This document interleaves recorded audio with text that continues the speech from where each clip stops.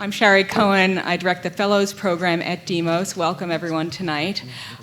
This event is co-sponsored by the Donald and Paula Smith Family Foundation, which is committed to promoting public debate in New York City, and by Demos, a think tank committed to expanding economic opportunity, deepening democracy, and promoting the common good through a revitalized public sector. I will be introducing Felicia Lee, who will be our moderator tonight. We're very happy to have her as well as the panelists. Felicia is a reporter at the New York Times, where she's been since 1999. She has covered a number of areas there, including education, City Hall, politics, AIDS, and culture. She has also written about TV, theater, books, film, and art. She's been also before the Times at USA Today, Miami Herald, and the Cincinnati Enquirer. In addition, she has taught reporting at Columbia University, won the Meyerberger Award for Best Writing about New York City in 1995, and as a Nieman Fellow at Harvard in 96, focused on religion, American history, and African American studies. I'll turn the floor over to Felicia.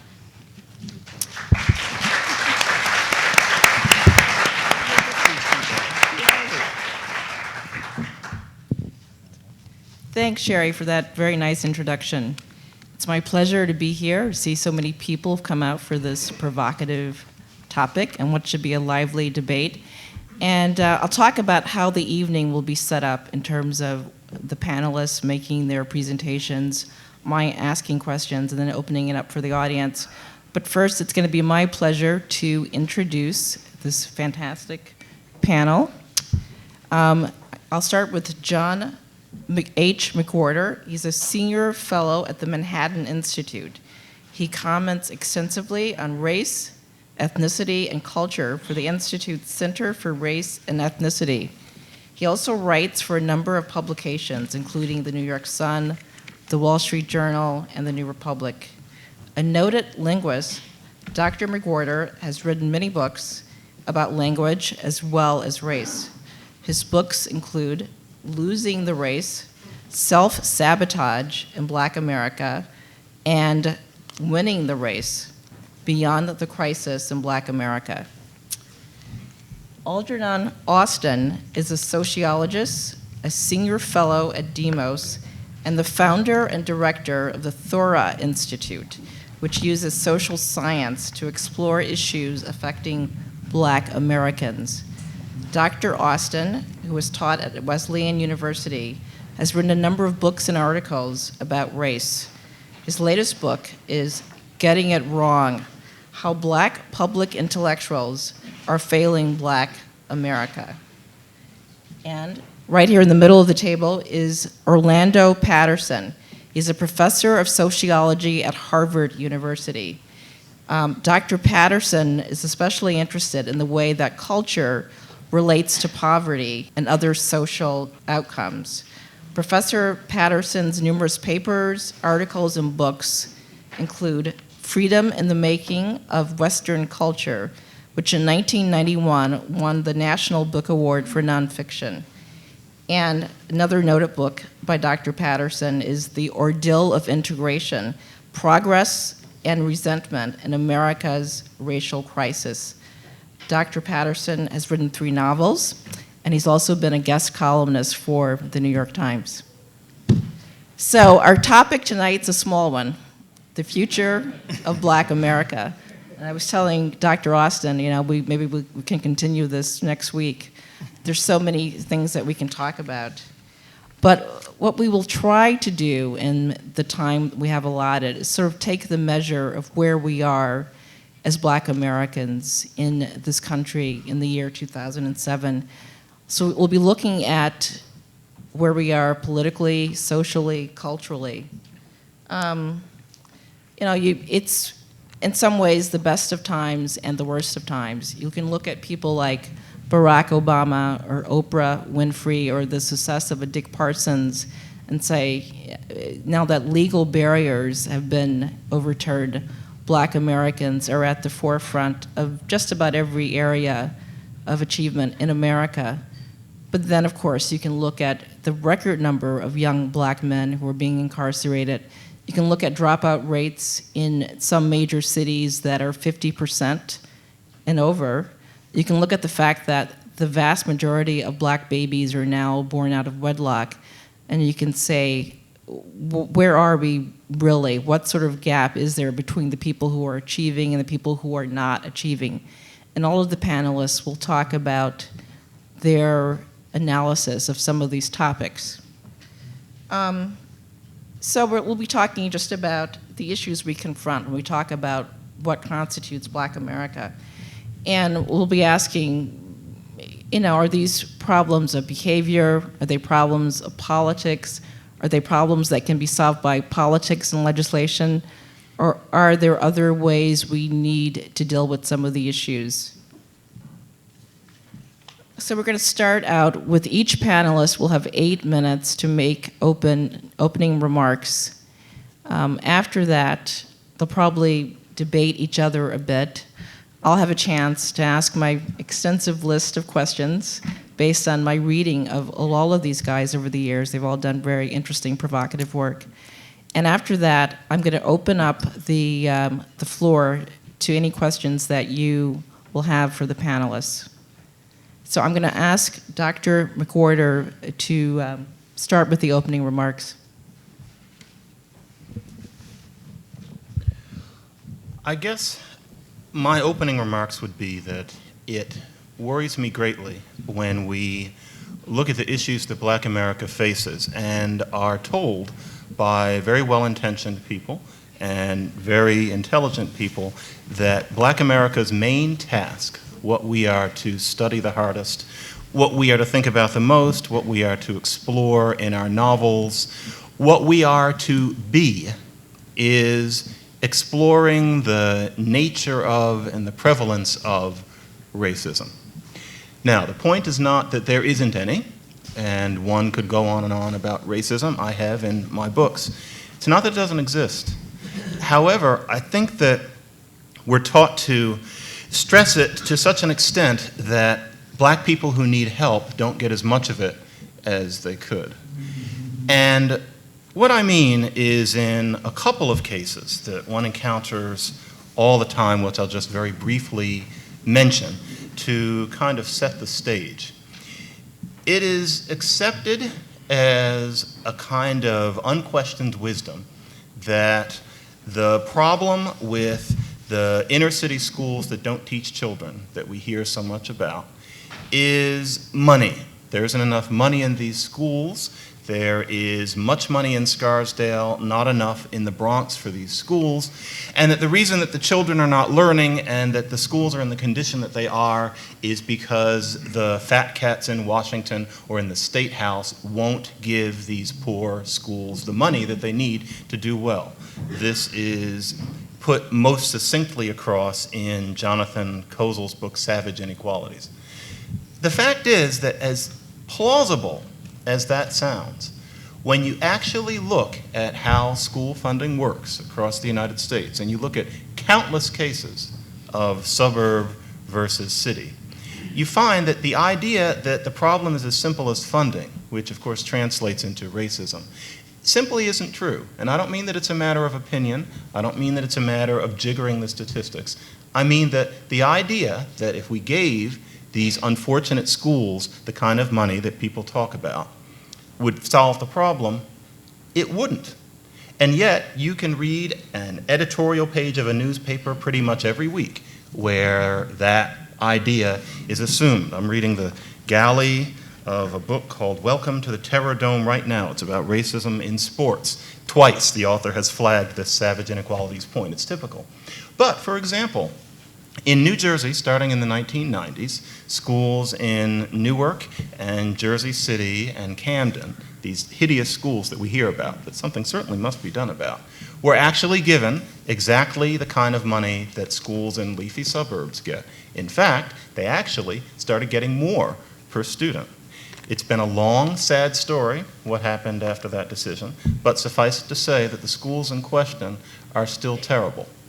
Now, I mention that to make a very compact point. The savage inequalities idea was taken to heart in New Jersey. And so the kinds of schools that we're all worried about were given that money. Nothing happened. So this means that if we talk about the injustice of people who have to put up with and suffer from terrible educations, our impulse to assume that racism is the problem might be mistaken. And if it is, then we've really got a problem, because that means that the solutions that we adopt, which assume that Jonathan Cowles was right, end up not helping children learn. There are other solutions. And as it happens, the ones that seem to actually work don't have a whole lot to do with racism. For example, we learned back in the 1960s how to teach disadvantaged kids, including colored kids as it was put then, how to read. Project Follow Through, Google it, order the materials. Nevertheless, we hear all these things about, for whole word. 10 years ago now, there was the Ebonics controversy. We already know how to teach disadvantaged kids how to read. There's a certain program that always works. They've shown it again and again and again. And yet, we're trained to think that the problem is racism. People suffer. Briefly, another example. We're told that when factory jobs, low-skill factory jobs, moved away from cities, starting in the late 1950s, but especially in the 60s and 70s, that this created an unemployment crisis in cities, and that this is what has created a lot of problems for black people in inner cities who don't have education and or job skills. Now again, it seems intuitive. You might suppose that that was what happened. The factory jobs go away, therefore people can't find work, and therefore all, I guess I'll say heck, breaks loose. It's intuitive. And as a result, this is another one that's on the op-ed pages, the shrinking of the manufacturing base. But what happens if you actually look at what's gone on in one city after another, starting in the 1950s? What happens if you actually look and see whether or not there is, for example, a city where the factory stayed in place? You'd assume that there would have been at least one, and in fact there were several. Why don't you look at one of those and see whether or not the same problems developed? Because presumably, if that's what happened in Chicago, then if there were a city where the factory stayed in place, then we wouldn't have those problems. And so I think the job of the social scientist is to check the other cities. If you do check, say, Indianapolis, where I actually did a study where I looked at where factories were in 1956, where they were in 1976. You can look at every single factory, learn the street grid, and you find that in Indianapolis, the factories stayed right where they were or got closer, and yet there were the same problems. Now, that doesn't mean that the problems aren't urgent, but it does mean that the problems that we're talking about might not trace to the racist dismissal that's supposed to have been involved in allowing these jobs to move away.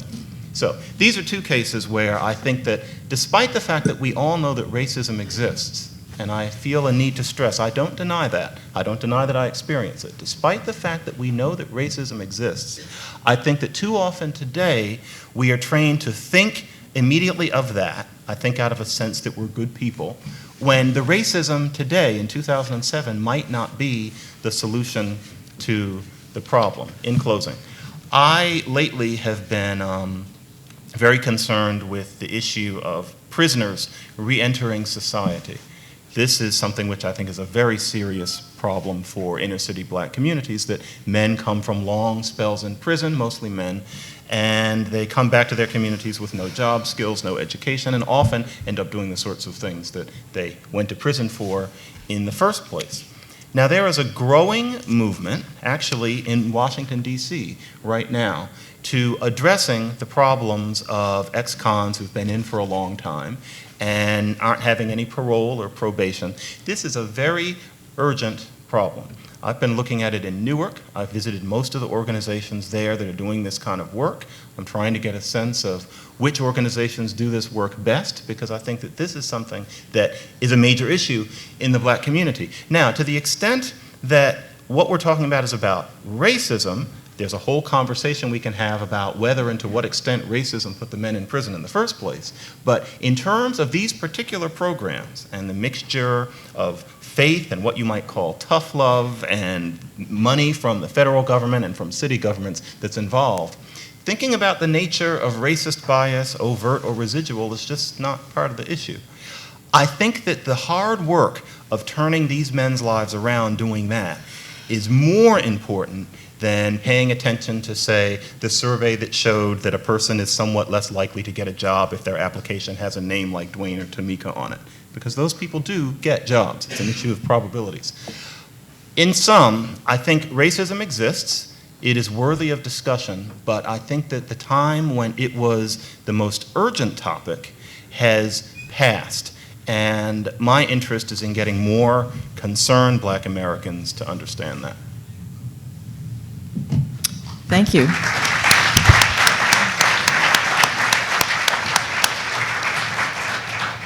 Dr. Austin, could you take the floor? Okay. I'm going to read a brief statement. I want to stay within my 8 minutes and also get to all of my points. And, later on, we'll respond to each other's sort of initial statements and further comments. So first, I'd like to thank everyone in the audience for joining us this evening. It's wonderful to see so many people come out for this event. I'd like to thank Demos and the Donald and Paula Smith Family Foundation for sponsoring this event. And I'd like to thank the Donnell Library for hosting us here this evening. So tonight we're here to think about plotting a course for the future of Black America. The first step in plotting a course is not figuring out where you want to go. That's actually the second step. The first step is figuring out where you are. The directions to Chicago, for example, are very different if you're traveling from New York City as opposed to from Los Angeles. So in plotting your course to Chicago, you have to know whether you're in New York or in Los Angeles or in Dallas or somewhere else. Similarly, in plotting a course for the future of Black America, it is essential that we know where Black America is today.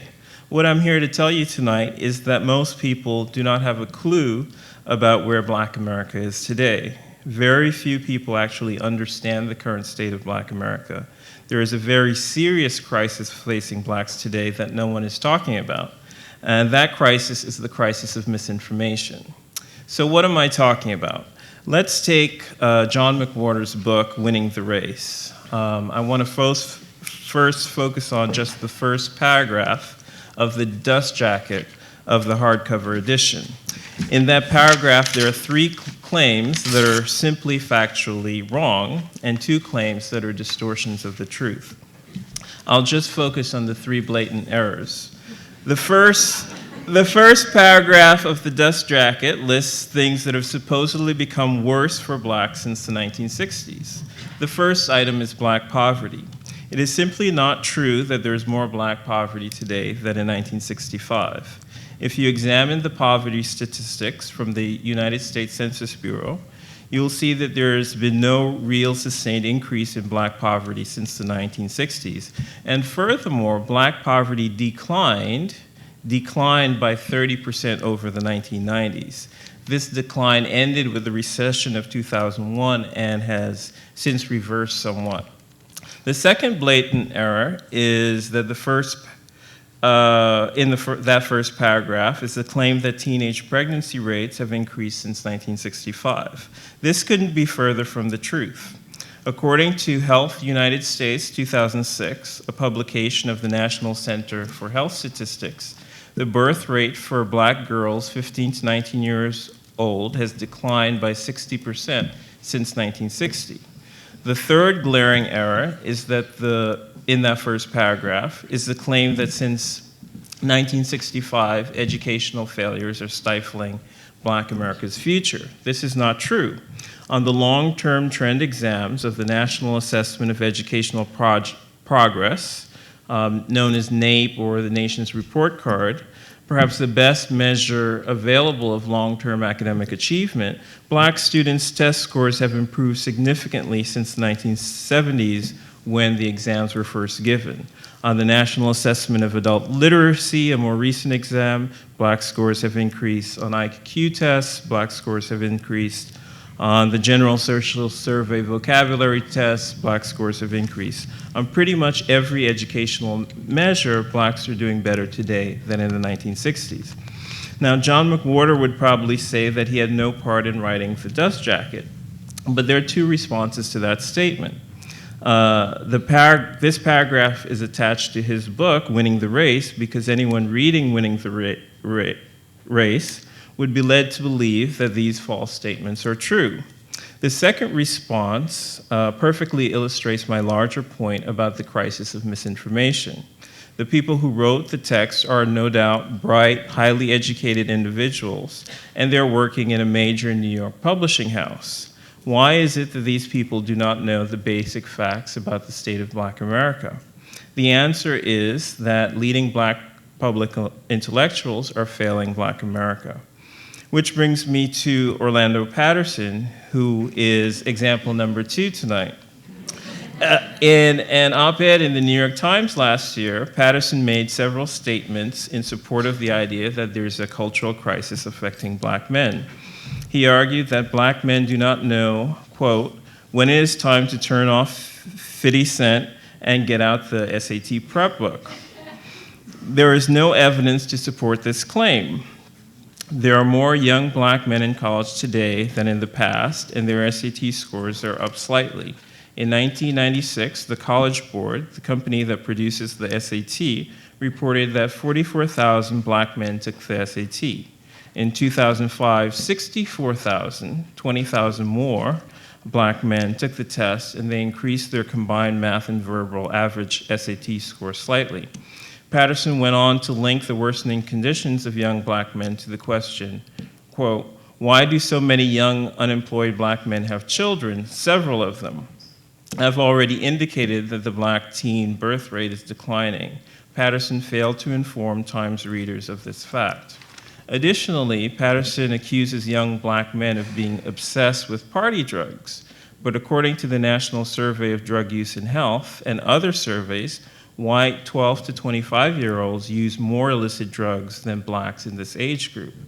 Now, I pick on the leading Black public intellectuals, but it should be clear from reading my book, Getting It Wrong, How Black Public Intellectuals Are Failing Black America, that I do not see this problem as limited to the leading Black public intellectuals.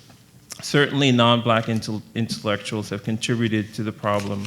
I point out that the media facilitates misinformation, and I see American social sciences having failed Black America also. And I would add that policy organizations, both liberal and conservative, have failed Black America. The leading Black public intellectuals are only the tip of the iceberg in the crisis of misinformation. And I hope tonight to explain more about how our perspective on the achievement gaps miss very crucial bits of analytic information.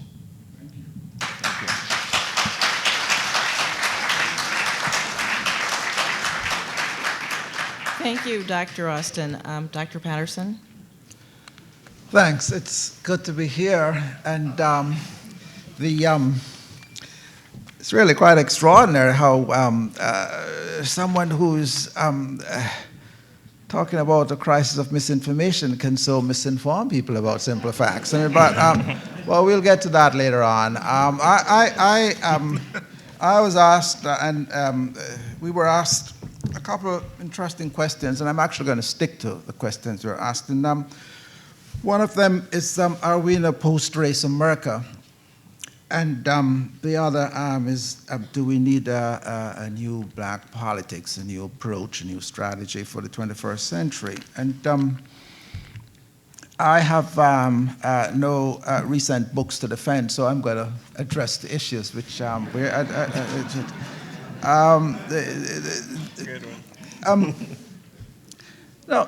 are we in a post-race America? This is a rather provocative question. I mean, in some senses, actually, yes. But in most senses, no. It depends on what we mean by race. And I want to begin, it might be useful to suggest that, to argue that we have to see race. Race has 4 dimensions to it. And also, we have to always take account of the temporal aspect of race, that is time and institution. I'll explain in a minute. But first, I mean, there are 4 dimensions, at least. One is a civic dimension. A major problem of Black Americans, beginning with Jamestown, was the denial of citizenship, of belonging, of being an integral part of this society, of an American identity and all it means. In fact, it was much worse than that. The peculiar historical fate of black Americans was that they quickly emerged by the end of the 17th century in Jamestown and Virginia as the domestic enemy, the domestic outsiders who defined what it was to be an insider, white, free, and the honorable, and a citizen. That was one of the most horrendous aspects of being black in America. It was apartheid in the most quintessential sense, but in many ways even worse than apartheid, because the apartheid leaders never dared to suggest that black South Africans did not belong, since they were there before the whites came. This has been the peculiar position, and it had devastating consequences. And the great, great achievement of the Civil Rights Revolution was to undo that. It was, for me, the second abolition. The first abolition merely removed the power of the master from the slave, but in fact it worsened the condition of blacks in the sense of them being seen as people who do not belong, who are not Americans. And by the end of that great revolution, and it is one of the great revolutions of our time, in a fairly short period of time, from being apart, black Americans became an integral part of what it is to an American. I travel a lot around the world. When the world thinks of America and sees America, it definitely sees a black face. And it's not just the fact that our Secretary of State is a black woman, because they hear a black music. They hear a language which has been powerfully influenced by black language. Not to mention, of course, the thing which most people in the rest of the world think of when they think of America, which is sports and entertainment and the cinema. So, I mean, and we have today then a situation in which we are a defining part of this society with powerful influences. I mean, the significance of someone like Oprah Winfrey is that she's a powerful, iconic figure, but more than that, I mean, sort of carries enormous weight in influencing this culture and defining what it is. That was a great achievement. America, whatever conception of it you may have, is in good part black. So to the degree that race meant this denial of citizenship, this denial of belonging, yes, that is no longer an aspect of, that's been as an achievement, and race in that sense, I think, is pretty well over. The second dimension of race, of course, is discrimination. The horrendous exploitation during slavery and afterwards, and on a purely racial basis. And this, it seems to be, this is a tricky issue. The issue here is, the answer here is to be yes and no. There's been enormous progress made in reducing the legal aspect of discrimination. And indeed, America has gone further than any other country in protecting, at least in legal terms, the rights of African American and other minorities. Other countries, in fact, use us now as a model. Not just South Africa, but ironically, Brazil, which has twice as many blacks as we do, and which is way behind us now. How does it? It's hard to believe, because Brazil for decades had this myth of a racial democracy. In fact, as recently, they've made a change in recognizing that they have a problem, and it's to America that they turn in order to just acquire the institutional legal trappings. Now, there are still problems as far as discrimination goes, but and the reading of others and interpretation of others suggests that discrimination is no longer direct discrimination a major problem. It still exists. In some respects, ironically, it's the middle class who face it more than any other group in terms of the sort of glass ceiling which you may have in some respects. But the major aspect of economic discrimination is actually the legacy, the historical consequences of centuries of discrimination. To give you one simple example, blacks worked for 270 years without getting paid. And at the end, coming out of that, they had nothing to show for it. And while we often emphasize the progress in income, of far greater significance is the wealth difference between black and white Americans. It's substantial. The typical white person has, I think, more than 4 or 5 times the amount of wealth as opposed to income which blacks have. And that's a direct heritage, relic of discrimination. Because much of the wealth you white Americans have, in fact, is partly inherited from the accumulation of your family. So when you buy a house, they help you get, and so on.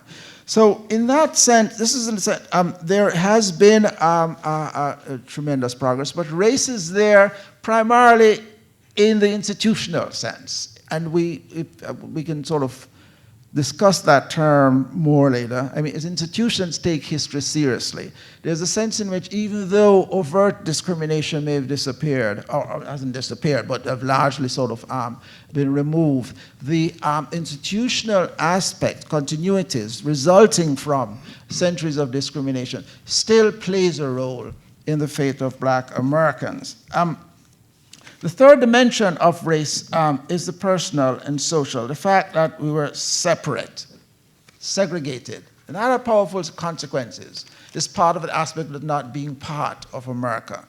But its segregation served powerful functions, especially in depriving black Americans of social and cultural capital. Social capital is, and cultural capital, in many ways far more valuable than capital, real capital you may inherit. Social capital are the connections which you get from where you live, the people you know, the relatives you have. It determines the kind of jobs you get, the schools you go to, the way you interact with people.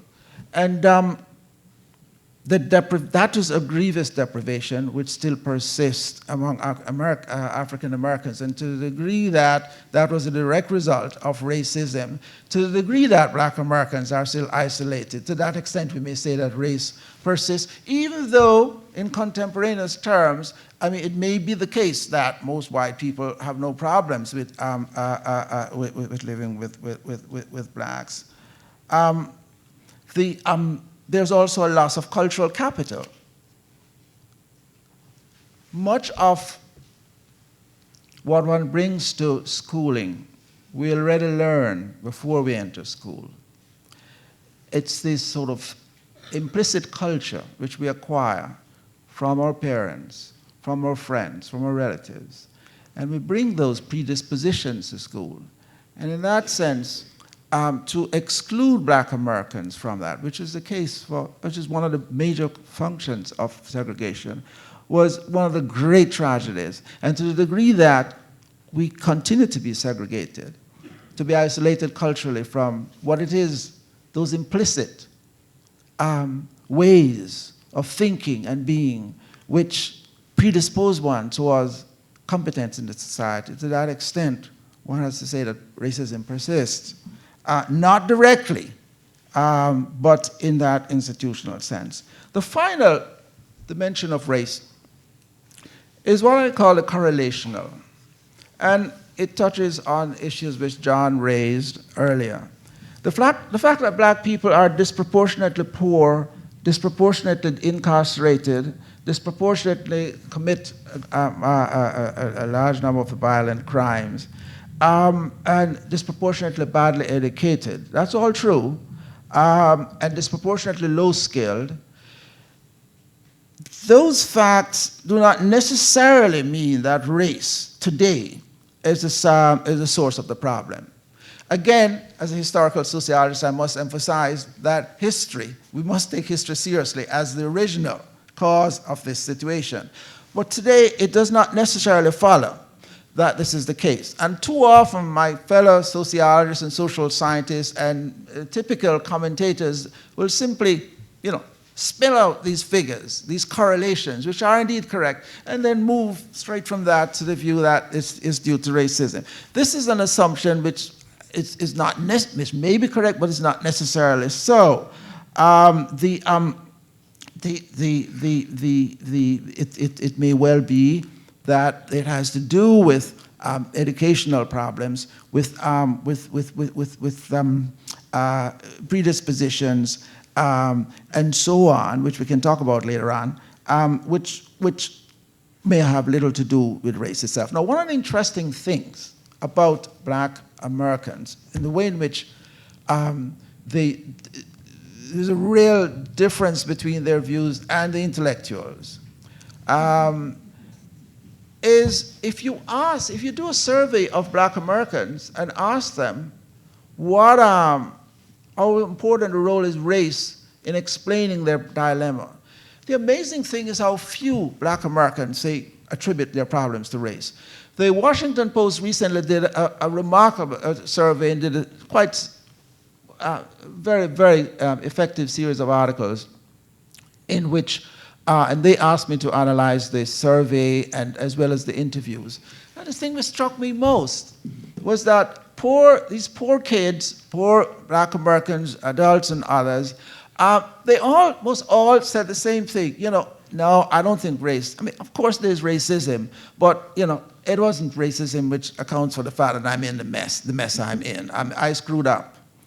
Now, they may be wrong in their perception of what caused their problems. I mean, intellectuals are arrogant enough to sort of say that, but it is quite striking that every survey which has been done on ordinary folks, not intellectuals. If you do a survey of social scientists, you'll get a different answer. If you do a social survey of Black Americans, their own view is to deny, it's not to attribute their problems primarily to race, but to the kind of issues which we'll talk about later. So the next question then is, what does one make of this, and what kind of politics is necessary? Dr. Patterson, I'm sorry, okay, I'm going to have to interrupt. You've come. It's a great question, and we'll return to it. Okay, very good. No problem. So I'm going to have to be tough on you guys. So you each get 2 minutes to respond to each other. Any follow-up questions or comments? And then we'll get back into it later. But for now, let's just do 2 minutes, and I'll start with Dr. McWhorter. On the things that are on winning the race's dust jacket, Algernon, I concede. I juggle a lot of projects at all times. I assume I was sent that initial galley for the dust jacket of winning the race. I honestly don't remember it. I was very busy at the time. I didn't write it. And those facts that are on it are definitely messy. I openly admit that. I can also say, however, that what's actually in the 400-odd pages of that book is very closely researched. And I think it's unlikely, at least I haven't heard yet, and it's been about a year and a half, that it is 400 pages of falsehoods. And I think that in general, certainly the statistics that you mentioned about teen pregnancy are valid, but I would be perplexed by a view that said that it wasn't problematic, that teen pregnancy and the things that come from it have become much more of a norm in inner city Black communities than they were before the 60s. As far as education, certainly the IQ data, et cetera, sounds valid to me, but the fact that we have such appalling rates of graduation, according to many analyses, in inner city communities, I don't think that that can be discounted. But just very quickly, I must admit, I'm perplexed that over the past year, you would devote that kind of attention to a dust jacket rather than what's in the book, because we already did this on NPR. And I would rather talk about the book, because to me, the package it comes in matters so very little. Thank you very much. Dr. Austin? Well, the fact of the matter is that more people read the package than the actual book. So the package matters a great deal. And, and I'm not just quibbling. I agree with, actually, both of the co-panelists on a number of the points that they raised in their opening statement. And I agree with John McWhorter, particularly, and commend him on focusing on the issue of prisoners and ex-offenders. And just, there are many things that I want to say, and I'm trying to figure out which to focus on. Let's just focus on prisoners. The reason why these facts are so important relates specifically to the high incarceration rate of black men. I agree with my panelists in that, yes, there's been a great deal of improvement for blacks over time. It's really, I would argue that, the 2000s are the best time to be black in America, that we've come through much more worse conditions. However, having said that, I would not focus on our criminal justice system and then, of all the institutions in American society, that's the one for me where I think race comes into play the most. So in many other places, I would say, okay, yes, let's talk about institutional discrimination. Okay, I'm going to go. With education, in terms of improving education, what I argue is, okay, we have to improve and expand early childhood education. We have to improve the teacher quality in black schools, because the teacher quality in the average black school is quite inferior to the average white school. We need to provide small classes, create small schools. They've both been highly effective in improving academic achievement and graduation rates.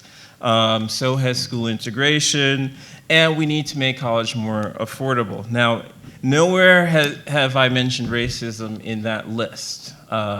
These are all important policies that there's a ton of research shows are highly effective. However, when you come to the prison system and our criminal justice system, I do think you have to start putting race in the mix, and race in the mix very prominently. So going back to the drug use statistics, it's if you believe that blacks use way disproportionate amounts of drugs and are extremely involved in drug use, drug dealing, et cetera, at rates much higher than whites, then when you hear that blacks are 12 times as likely to be incarcerated for drug offenses, that seems reasonable, normal. That's just a reflection of higher drug use. But once you know that blacks do not use, that drug use among blacks and whites are roughly equal, then that 12% disparity becomes a very serious issue. You begin to say, okay, how did that happen? Why are we comfortable with this? What can be done? What are the policies that are creating this? So on the issue of our criminal justice system, we definitely need to look at race impacts.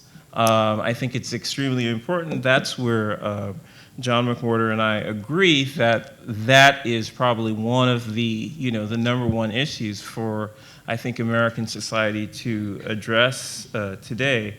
But you have to look at how race plays out within the criminal justice system. Thank you, Dr. Austin.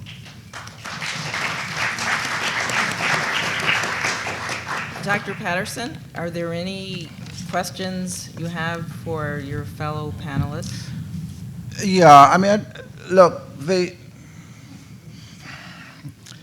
New York Times editorial to which you referred basically addressed the issue of the degree to which young African American, as in fact more precisely, a disproportionate number of young African American men, especially in the urban areas, are dropping out of school and having serious problems, not going to college, even ones that are academically bright. And look, this is so obviously a problem that for us to sit down here, and I find it a waste of time to even sort of argue about that. I mean, the question is why.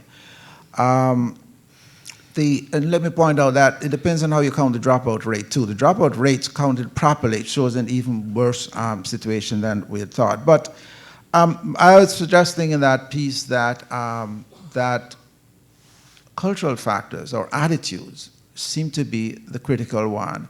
Not just attitudes, but also the role of a genuine culture of young black men, hip-hop and what have you, being merely one dimension of it, which offers them a great deal of satisfaction and a powerful alternative to the rather dull routine of educational life. Because one of the significant things is the gender differences which have emerged. I mean, it exists among whites too, but it's extreme among blacks.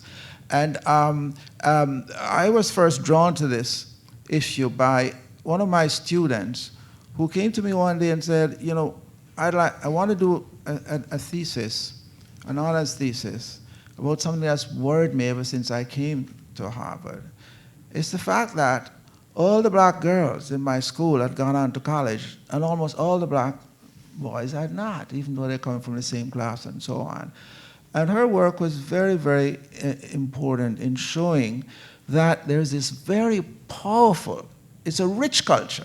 We're not talking necessarily about, a pathology necessarily. It was a rich alternative culture born in the streets, but also one which is strongly supported by the corporate structure. And I was trying to make the point that there is a problem there, which partly explains not all young black men, but the disproportionate number who are so involved. As for the issue of teenage pregnancy, look, there was a time when this became a big issue. The Schumacher Institute and others sort of emphasized it. And it's no longer on the table, but it does relate to an important issue. Out of wedlock birth, and more importantly, paternal abandonment and single female families, especially among poor, because it's a major source of poverty.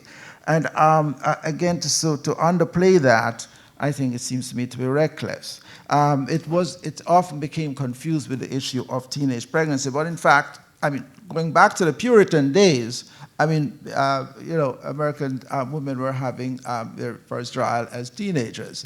But it is part, however, of a very important issue of out of wedlock birth, and what I more prefer to call the problem of, because a single woman is quite capable of bringing up a child quite competently, but of paternal abandonment and of seriously fragile families, which we have to talk about and address.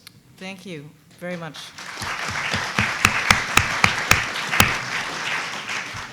You know, listening to the three of you tonight and reading your books and thinking about all of these issues a lot, one theme that seems to keep coming up is the division between behavior and the persistence of racism.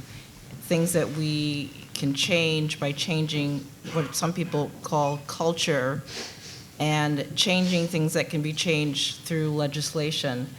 As we look at, we have an election coming up, what sort of politics, what sort of black agenda do we need for the 21st century to start addressing some of these issues?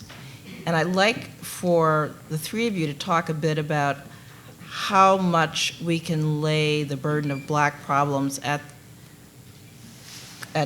this whole idea of culture and behavior and attitudes.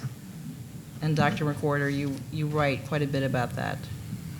I think that the proper black agenda for right now should stress, for one thing, this particular issue of prison, not to be repetitive, but I think that really tears at communities. I think that there is a very important intersection between young black men and the police, and it is so often negative. And there is a such thing as police profiling. I think it's gotten better over the past 10 years, but we still haven't gotten to an important point with it. And I think as long as incidents come up which either are or are very easily interpreted as being the result of young black men being preyed upon by bigoted police forces, I don't think that we can get past race. I don't think of the police profiling issue as just one of many things. I think it's key. I think if there was one generation of young black men and the young black women they know and their families who did not have reason to think of police forces as an enemy, then I think a lot of the issues of attitude that are a problem in particularly young black culture today would go away. And so I think that that's a very crucial issue. For all that I talk about all the other issues, in the back of my mind is always, every time one of these events happens, Ousmane Zongo, Patrick Stansfield, lately Sean Bell, every one of those things sets the whole race debate backwards as far as I'm concerned.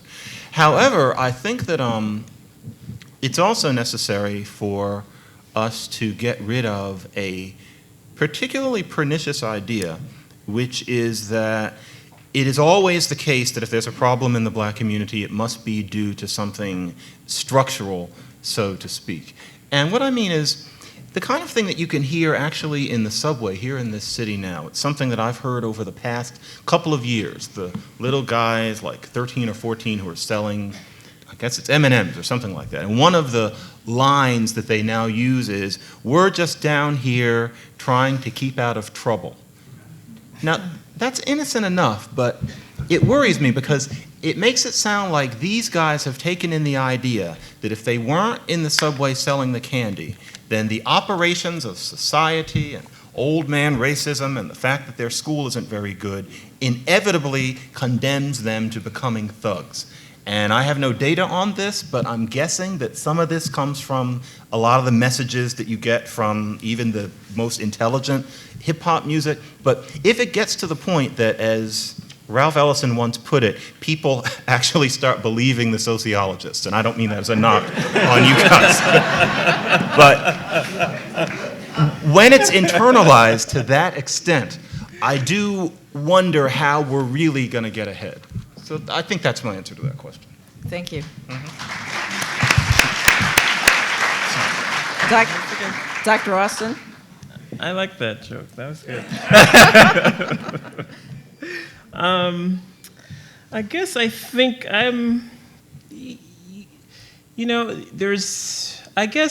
I think we fail to acknowledge the strengths, the values of blacks generally. And that's one of the things that I'm concerned about with the discussions of Black America today. Relating to hip hop, I hope I have the website correctly, but it's blackyouthproject.org. There are researchers at the University of Chicago who have surveyed black and white youth and their attitudes about hip hop, and they're quite ambivalent. One thing that it's important to remember with hip hop is that the majority of consumers are non-black. That it's a corporate product, and I think the more we understand it as that, the better we are analytically. So it's very interesting to look at that research. The other thing, sort of relating to poverty, the other reason why it's important to recognize and to be aware that over the 1990s there was about a 30% drop in the black poverty rate is, why did that happen? How can we make more of that happen? And one thing that you see when you look at the poverty trends historically is that what reduces black poverty, both in the 50s and the 60s and in the 1990s, is a strong economy that's creating jobs. So I think the current discourse today, from the way I hear it, sort of underplays issues like raising the minimum wage, indexing it to inflation, and doing what we can to spur job creation. And again, the big lesson of the 1990s is that when there are jobs job growth, job creation, job opportunities, we see a very large and substantial decline in Black poverty.